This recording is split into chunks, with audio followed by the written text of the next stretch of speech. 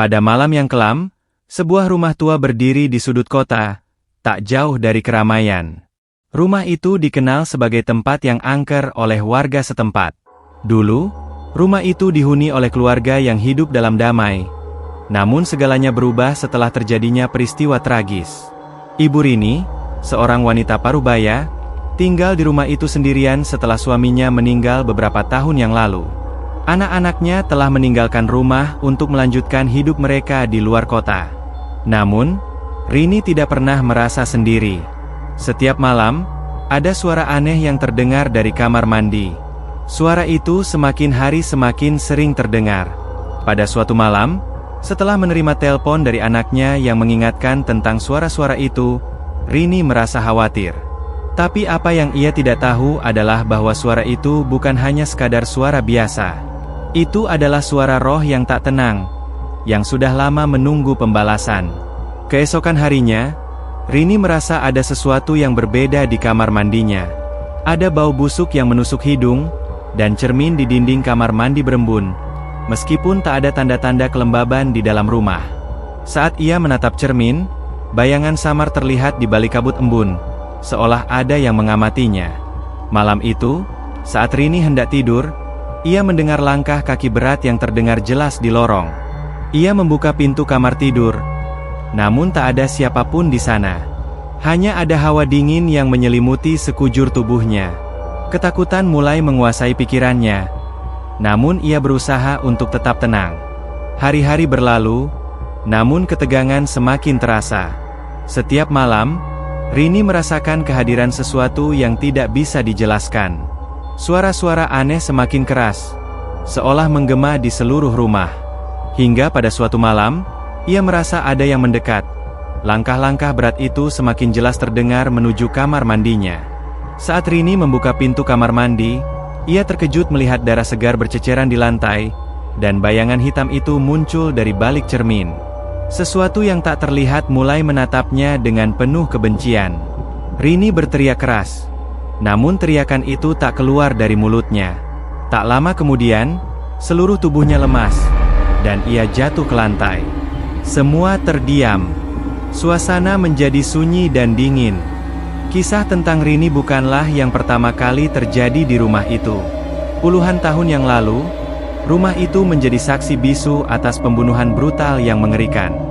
Dulu, rumah ini dihuni oleh keluarga yang memiliki seorang anak perempuan bernama Siti. Ia adalah gadis muda yang cantik dan berkepribadian lembut. Namun kehidupannya berakhir tragis. Siti diculik oleh seorang pria misterius yang dikenal sebagai Ardi.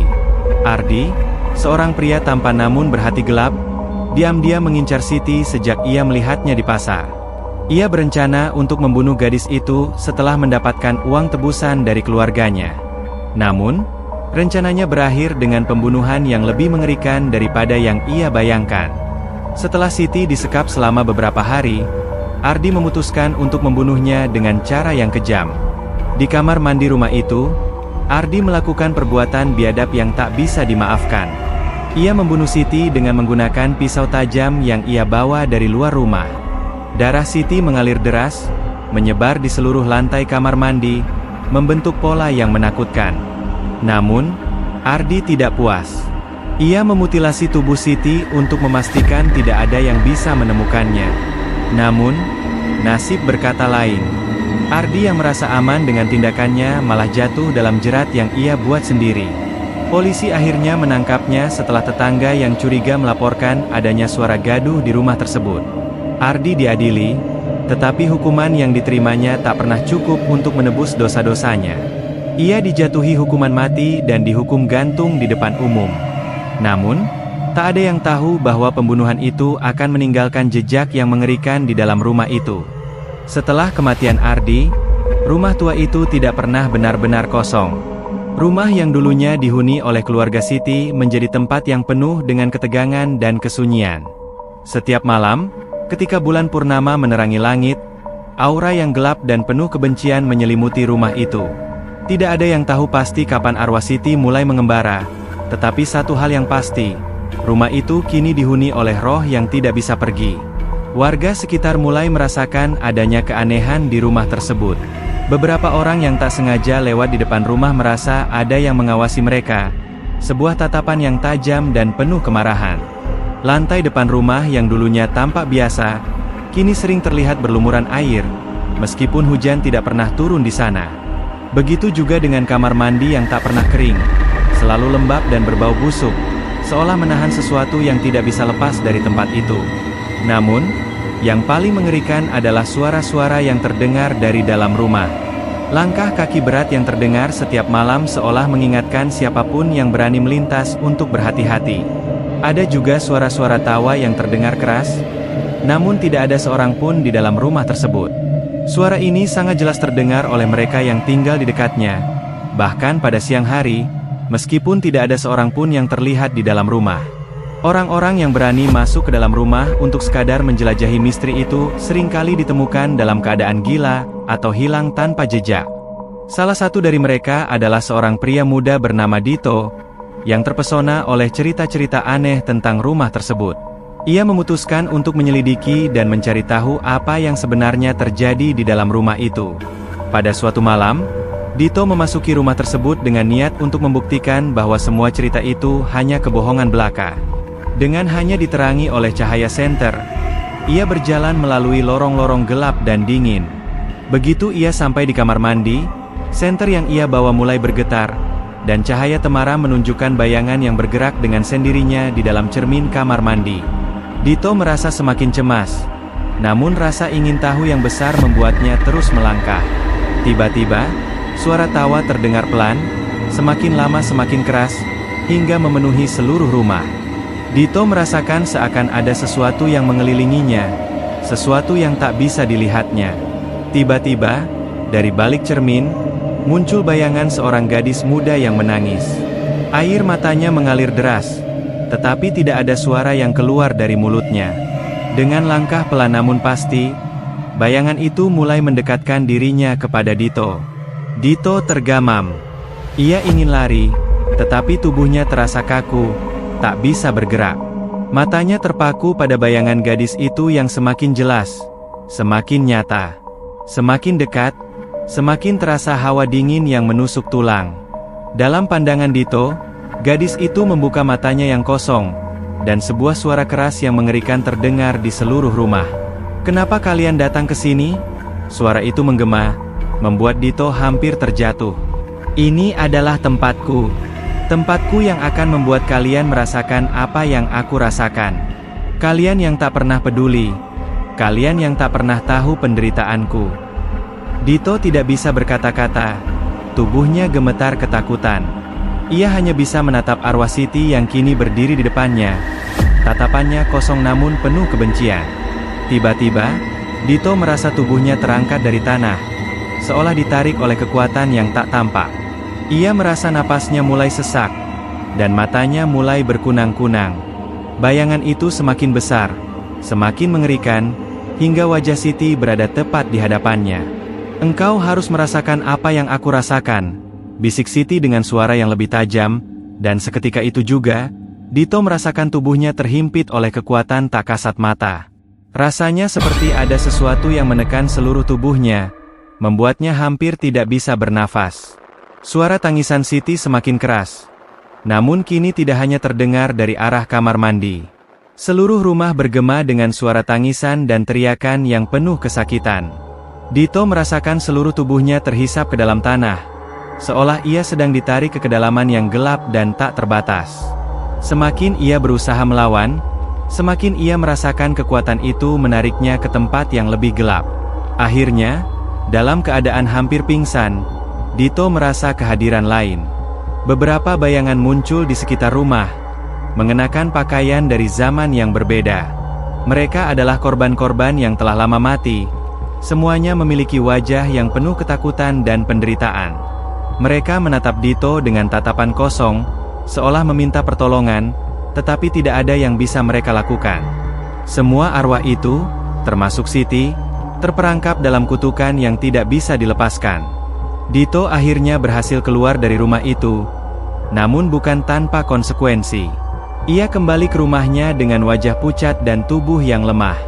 Warga yang melihatnya merasa ngeri melihat perubahan drastis pada dirinya.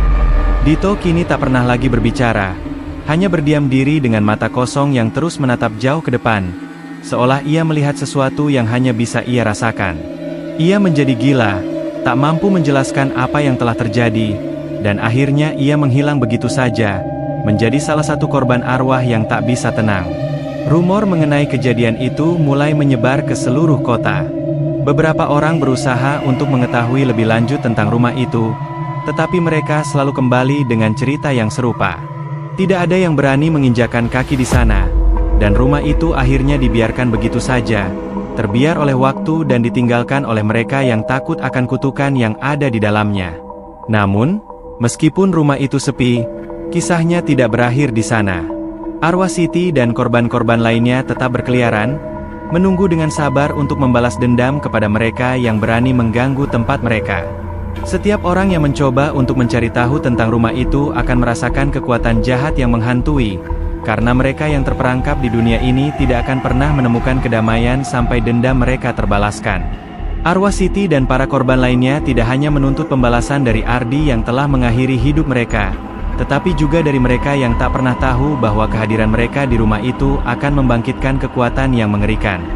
Rumah itu akan tetap menjadi tempat yang penuh dengan kemarahan, dan setiap jiwa yang terperangkap di dalamnya akan terus merasakan penderitaan yang tak berkesudahan, hingga kutukan itu akhirnya terlepas, atau mereka yang berani masuk akan menjadi bagian dari mereka yang hilang selamanya.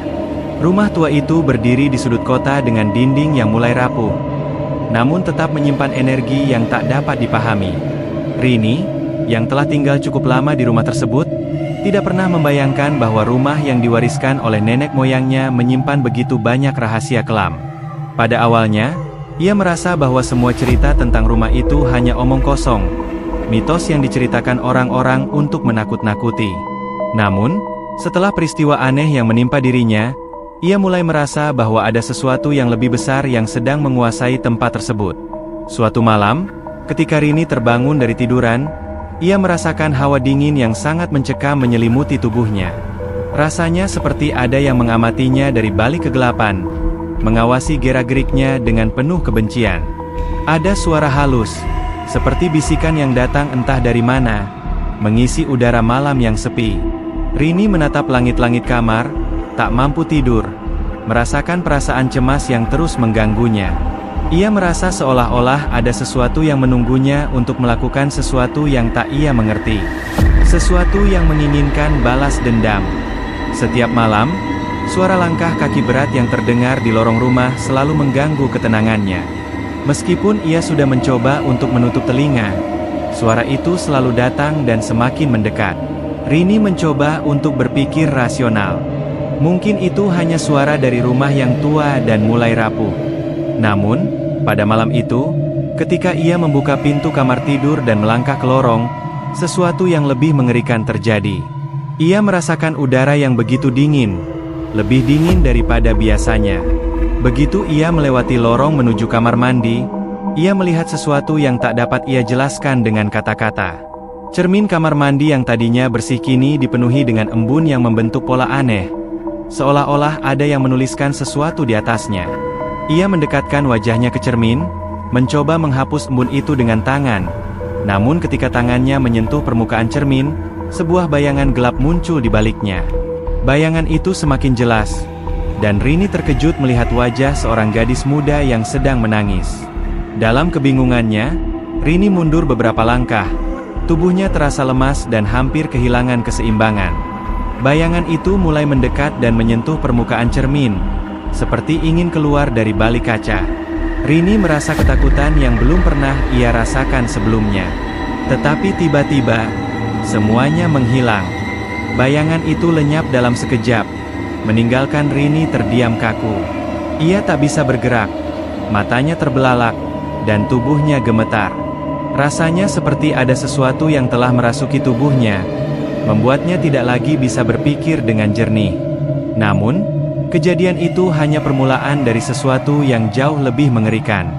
Hari berikutnya, Rini memutuskan untuk mencari tahu lebih dalam tentang rumah itu dan sejarahnya. Ia mulai membaca buku-buku tua yang ada di perpustakaan kota, mencari informasi tentang keluarga yang pertama kali mendiami rumah tersebut. Di dalam salah satu buku yang ia temukan, Rini membaca cerita yang mengerikan tentang seorang gadis muda bernama Siti yang dibunuh dengan kejam oleh seorang pria bernama Ardi. Siti, yang saat itu hanya seorang gadis yang hidup dalam kedamaian, terperangkap dalam kebrutalan yang tak bisa diterima. Pembunuhan itu terjadi di kamar mandi rumah itu, dan darahnya masih membekas di sana, bahkan setelah puluhan tahun berlalu. Namun, yang lebih mengerikan adalah fakta bahwa setelah Siti dibunuh, arwahnya tidak tenang. Arwahnya terjebak di rumah itu, tidak bisa pergi, tidak bisa menemukan kedamaian. Rumah itu menjadi tempat di mana roh-roh yang mati dengan cara tragis berkumpul, dan mereka menunggu untuk membalas dendam. Rini merasa kaget dan terperangah, mengetahui bahwa ia adalah keturunan langsung dari keluarga yang tinggal di rumah tersebut. Ternyata, ia tak hanya terhubung dengan rumah itu, tetapi juga dengan nasib tragis yang menimpa keluarga Siti. Arwah Siti, bersama dengan arwah korban-korban lainnya, menginginkan pembalasan. Keputusan Rini untuk menghadapi kenyataan itu bukanlah hal yang mudah. Namun, rasa tanggung jawab dan rasa ingin tahu yang menggelora membuatnya melangkah lebih jauh. Pada malam yang penuh misteri, Rini memutuskan untuk kembali ke kamar mandi tempat kejadian tragis itu. Ia mempersiapkan dirinya dengan segala cara, meskipun ia tahu bahwa ia bisa kehilangan nyawanya dalam sekejap. Malam itu, ia berdoa, memohon perlindungan, dan berharap bahwa ia bisa membantu arwah Siti menemukan kedamaian. Rini membuka pintu kamar mandi dengan hati berdebar. Begitu ia melangkah masuk, udara dingin yang sangat pekat menyambutnya. Di dalam cermin, tampak bayangan samar yang mengambang di sana. Namun kali ini, Rini tidak mundur. Ia sudah siap menghadapi apapun yang ada di hadapannya. "Tolong dengarkan aku, Siti," kata Rini dengan suara lirih, meskipun ia merasa tubuhnya gemetar. "Aku tahu kamu menderita. Aku tahu kamu ingin membalas dendam, tapi kamu tidak bisa terus terjebak dalam kebencian itu. Kamu harus tenang, kamu harus pergi." Cermin di depan Rini mulai berembun lagi, lebih tebal daripada sebelumnya. Namun, kali ini, sesuatu yang lebih mengerikan muncul. Bayangan Siti muncul di dalam cermin, namun wajahnya kini penuh dengan luka, darah yang mengalir dari matanya, wajah yang penuh dengan penderitaan. Suara tangisan yang memilukan mulai terdengar, memenuhi seluruh ruang. Rini merasa sesak, namun ia berusaha untuk tetap tenang. "Siti, aku minta maaf," lanjut Rini dengan suara bergetar. "Aku tahu ini sulit, tapi aku akan membantumu. Aku tidak akan membiarkan rohmu terus menderita. Aku akan melakukan apa saja agar kamu bisa tenang." Bayangan itu tiba-tiba menghilang, dan rumah itu menjadi sangat sunyi. Rini terdiam, merasakan perubahan yang sangat besar dalam atmosfer di sekelilingnya. Hanya beberapa detik yang berlalu, namun rasanya seperti berjam-jam. Tiba-tiba, Rini merasakan sesuatu yang menenangkan. Ia tahu, arwah Siti telah mendengarnya. Untuk pertama kalinya, ia merasakan kedamaian dalam rumah itu. Seolah-olah roh Siti telah pergi, meninggalkan rumah itu dalam ketenangan. Namun, itu bukanlah akhir dari semuanya. Setelah malam yang penuh dengan ketegangan itu, rumah itu berubah. Suara langkah kaki yang sebelumnya menghantui setiap malam, kini lenyap. Udara yang dingin dan lembab juga hilang. Kamar mandi yang dulu penuh dengan bau busuk kini terasa bersih, bahkan hangat. Rumah itu menjadi sepi, sepi yang menenangkan. Rini merasa lega. Namun dalam hatinya ia tahu bahwa pembalasan yang Siti inginkan sudah terjadi. Arwah gadis itu kini telah dibebaskan, dan rumah itu yang penuh dengan penderitaan akhirnya mendapatkan kedamaian yang sudah lama ditunggu-tunggu. Namun, meskipun rumah itu kini tenang, Rini tahu bahwa kisah ini tidak akan terlupakan. Setiap malam, ketika angin berbisik melalui jendela rumah itu, ia bisa merasakan kehadiran arwah Siti yang berterima kasih. Arwah yang kini sudah tenang, bisa akhirnya beristirahat setelah bertahun-tahun menderita. Rumah itu mungkin terlihat kosong, tetapi bagi Rini, ia tahu bahwa keberadaan arwah yang telah dibebaskan akan selalu ada dalam kenangannya. Terima kasih telah melihat dan juga mendengarkan video ini sampai habis dan jangan lupa bagikan ke teman-teman Anda agar mereka menikmati ketegangan seperti yang Anda rasakan juga. Jangan lupa untuk subscribe, like, share dan juga tinggalkan komentar di kolom komentar untuk selalu mendukung channel kami agar lebih baik dan bisa membuat cerita yang lebih menegangkan dan juga menyeramkan.